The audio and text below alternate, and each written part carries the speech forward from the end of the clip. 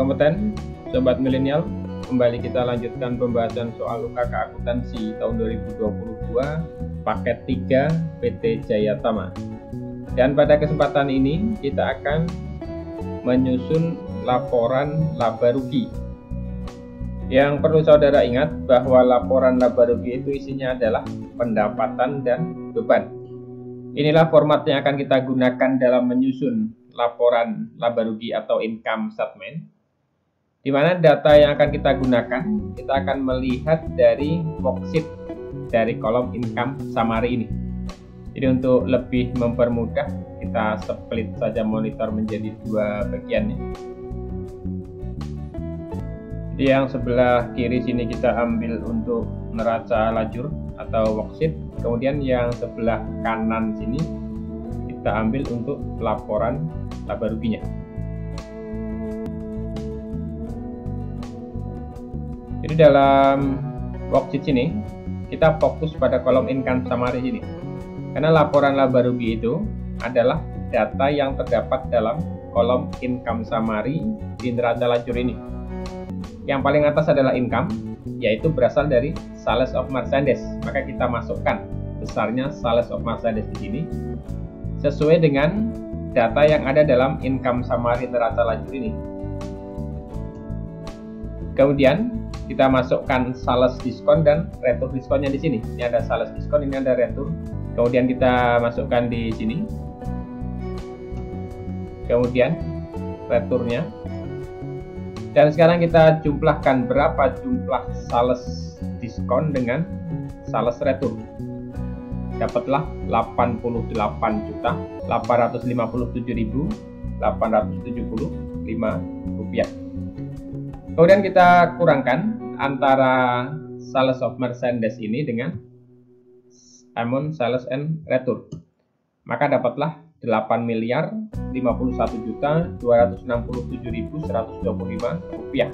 Jadi ini disebut dengan net sales atau penjualan bersih. Kemudian di sini ada service income ya, atau pendapatan jasa. Di sini masih kode 4, artinya ini masih dalam usaha. Maka kita masukkan di bawah penjualan bersih sini. Sebesar 12.456.000. Kemudian sekarang kita jumlahkan berapa jumlah pendapatan usahanya. Kan diperoleh di sini 8.063.723.125 rupiah.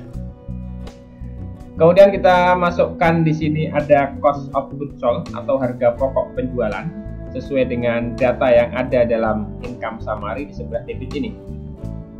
Kemudian di sini ada purchase discount ya, atau potongan pembelian. Jadi ini nanti akan mengurangi dari harga pokok penjualan atau cost of goods sold. Maka jumlah cost of goods sold-nya sekarang tinggal 5.989.581.471 rupiah. Dari 6 miliaran ini dikurang dengan 34 jutaan ini. Sekarang kita hitung berapa gross earning atau laba kotor. Kita kurangkan antara total operating income ini dengan cost of goods sold ini. Dapatlah 2.074.141.654 rupiah. Kemudian yang berikutnya kita masukkan operating expense atau biaya operasional ya. Jadi yang masuk ke dalam biaya operasional di sini mulai dari akun 6 ini ya, yang kodenya 6. Mulai dari vacant salaries berarti sampai dengan electric, telepon, and water expense ini. Ya, kita tuliskan nama akunnya di sini, kecuali income tax expense, karena ini nanti akan masuk di bagian paling bawah ya, laba bersih sebelum pajak. Jadi bisa kita masukkan angkanya. Jadi ingat kita fokusnya ke income summary. Ini dari 375 juta. Ini bisa kita masukkan di sebelah sini. Kemudian lanjutkan sampai yang berikutnya ya, sampai paling bawah ini 11 expense. karena untuk PPh tadi tidak masuk, kita langsung ke depresiasi bangunan ya. Ini bisa kita kopikan ke bawah. Kemudian jika sudah, ini bisa kita jumlahkan untuk mengetahui berapa besarnya total operating expense sama dengan sum. Kemudian di blok yang akan kita jumlahin, dapatlah di sini 501.027.445 rupiah. Kemudian sekarang kita hitung berapa besarnya operating net earning atau laba bersih usaha. Kita kurangkan antara gross earning dengan operating net earning dengan total operating expense. Dapatlah 1.573.114.209 rupiah.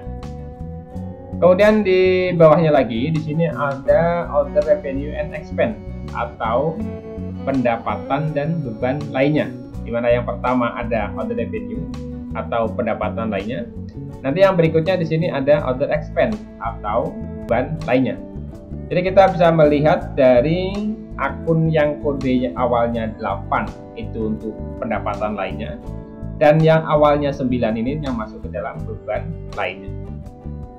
Jadi jika kita lihat di sini untuk pendapatan lainnya ada dua ya, interest revenue dan other revenue. Maka dapat kita masukkan di sini. Yang pertama interest revenue. Ingat kita ngambilnya dari kolom income summary sheet-nya. Kemudian yang kedua kita masukkan other revenue. Kemudian sekarang kita hitung berapa other revenue keseluruhannya. 16.093.700 rupiah.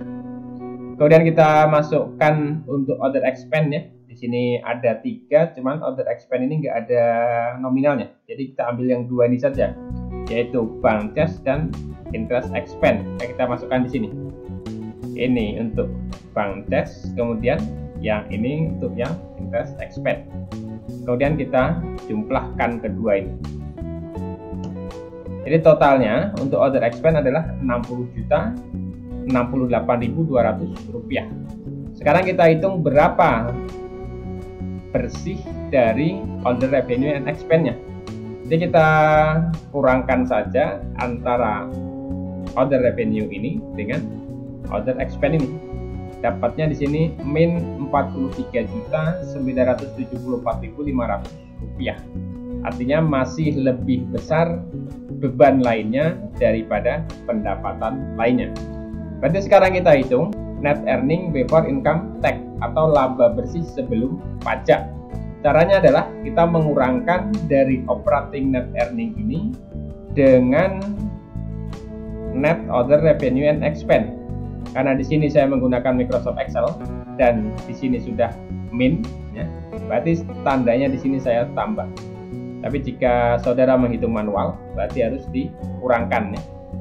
Maka dapatlah di sini sebesar 1.559.139.709 rupiah. Kemudian kita masukkan di sini pajak penghasilan atau income tax expense ya, sesuai dengan yang ada di neraca lajur ini 236.911.714 rupiah. Kemudian kita kurangkan antara net earning before income tax dengan income tax expense. Maka diperoleh 1.292.227.995 rupiah. Ini disebut dengan net earning after income tax, dan jumlah ini harus sama dengan net earning yang ada dalam neraca lajur. Sekarang kita cek apakah sama atau tidak. Sama dengan ini menurut perhitungan income statement, kita kurangkan dengan menurut laporan yang ada dalam income summary neraca lajur. 0 ya, artinya antara income statement dengan neraca lajur laba bersihnya sudah sama. Jadi inilah hasil dari income statement untuk PT Jayatama paket 3.